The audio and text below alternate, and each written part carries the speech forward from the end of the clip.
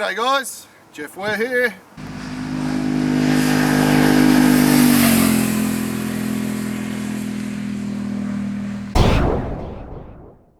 So just quickly, as a road bike, as it is, I've been riding it on sport mode. Like the other Multistradas, it's incredibly powerful, super fast. In sport mode it handles unbelievably well. You know, full lean angles, scraping the boots, all that type of stuff. You can do just about anything you can do on a sports bike, you can do on this, and a little bit more because you can soak up the bumps. You can hit a few damp patches here and there, a bit of loose gravel, and it really doesn't matter, you just grab it and chuck it in a bit more. Obviously, if you're really going for it, at speeds where you'd be scraping your knee and this and that, you're going to run out of ground clearance on this bike. But generally, super comfortable, fantastic road bike, very sporty in sport mode. In urban mode around town, it's a little bit of a handful. Obviously, it's a giant motorcycle. It's not as tall as it looks, but it is really tall. It's very top heavy. It's got this giant tank area here. You know, the DVT engine isn't the smoothest engine in the world down low, so it's a bit jerky and it's hot and it's, you know, yeah, avoid traffic and avoid city situations on this bike. But once you get out into, say, touring mode, which is a mid-powered mode, very smooth, hit the freeways, hit it, cruise control, turn the heated grips on if your hands are cold, and just sit back and relax. Very comfortable seat. Comfortable riding position overall. Takes a little bit of time to get used to this really high tank and the width of it, because when you sit on this thing, it is tall, but you almost feel like you're sitting on the ground at first because this is so high, and I'm tall. The screen's adjustable. The dash on this bike is typically high tech of bikes these days, which I'm not a big fan. You know, I am a journalist. I spend all day on a computer. Doesn't mean I'm unreal at it, but there's so many options and so much in the menu that it does my head in. Obviously, most of it's done here on this switch on the toggle here, which I have been using these for years and I still can't quite work them out.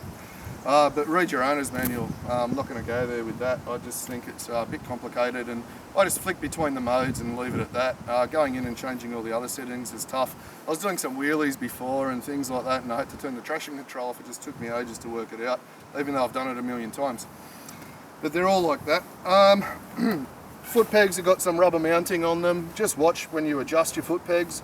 This one's obviously been adjusted without the rubber mountings, and then the rubber mounts go on and they're an inch higher, so I can't get my foot under the gear lever properly. You can just pop them off when you go off-road so your boots don't slip off the foot pegs. It's got fantastic luggage racks. There's a lot of luggage options. It's got the hand guards, good mirrors, they're relatively vibe-free. So overall, it's a fantastic road bike. I'm quite surprised actually at how good these tyres have made it. So if you're a Multistrada owner or potential owner but you want that extra performance off-road, this is definitely the bike for you.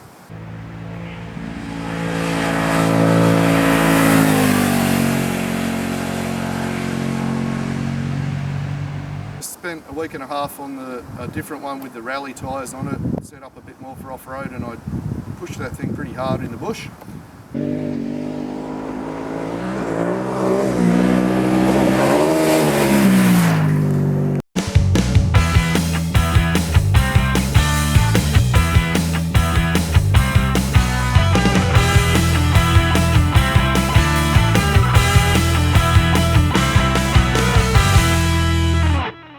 So the riding experience. So you've got 4 modes. You've got sport, urban, enduro, and touring.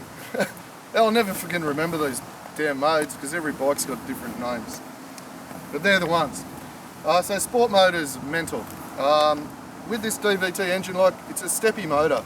So it's a bit unpredictable, the power, and I've never been a massive, I mean I love the engine, but I'm not a huge fan of the throttle response. But what you get is, I mean, I've been riding it with the traction control off quickly this morning, and even just taking off in first gear and a millimetre or two of throttle, it's whack up on the back wheel.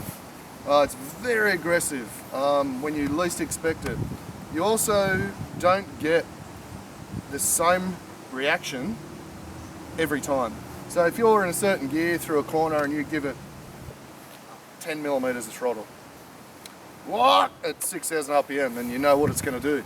But the next time you do it, it's different. And sometimes you hold it at constant throttle to accelerate a bit, pause the throttle there, and the tacho just keeps revving. It just keeps screaming through the rev range. So it's a throttle you have to play with all the time. And that's got to be something to do with the ride-by-wire and the DVT. So yeah, really aggressive sport mode. You just got to ride it flat out, or you know, forget about it. So then we got urban. Urban's low power, soft throttle, just for poking around town really.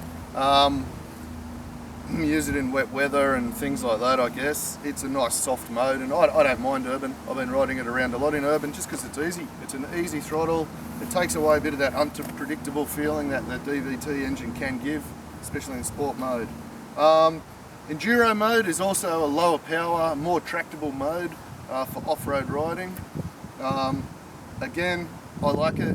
You have to use a lot of throttle all the time and keep some rolling speed going through the bush. You know, the brave, experienced guys off-road, which I'm not that experienced off-road, they'd be, you know, probably having used sport mode for sure. And of course, touring mode is self-explanatory. Again, I think it's a full power or a mid-power mode, but the throttle's just a bit softer, so you've got the same power up top and all that, but it's just a more economical, smoother mode to ride in. So generally, I guess you'd be using urban a lot, and then when you want to have a bit of fun, chuck it in sport.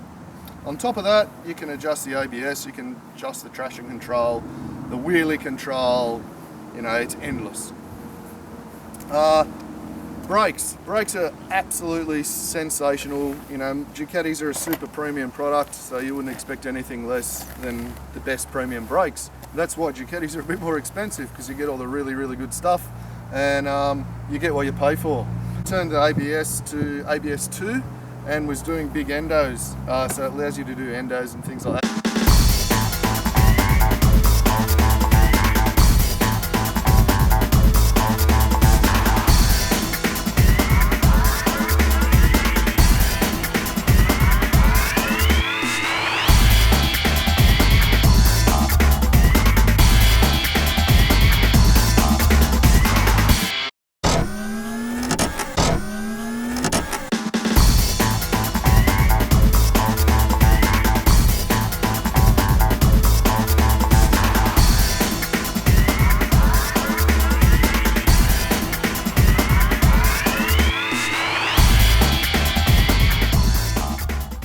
Thanks for watching. Hope you have a really, really good day, and this has helped you in some way with your decision on whether you want to buy a Multistrada Enduro or not.